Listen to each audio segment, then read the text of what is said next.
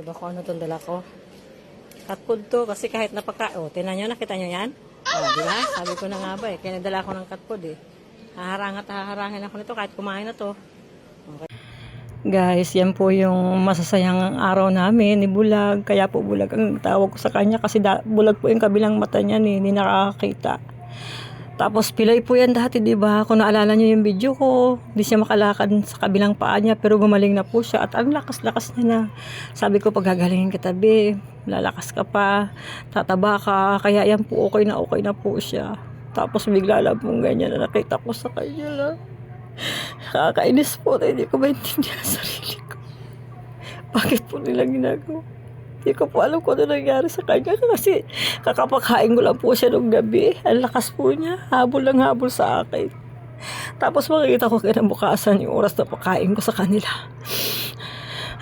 Naghahabol na po yung hininga. Ginawa ko po yung lahat. Pinainom ko ng Yakult na may itlog. Pinainom ko po na may ulik. Sabi po kasi nila. Pero wala. Sakit po kasi. Nakakainis po. Pasensya na kayo guys. Ang hirap po. Isinare ko lang po sa inyo kung gaano na po siya kalakas. Tapos ganyan lang po yung mangyayari sa isang iglap. Wala na po siyang buhay. Mahal na mahal ko na po yan kasi pinagtsagaan ko po yung pakainin kahit sa ibabaw ng pader. I-video po kami, hindi ko pa na-upload yung mga pagpapakain ko sa kanya. Pag unaulan, dyan lang po siya sa ibabaw ng pader. Sinatsaga ko po yan para mabuhay siya.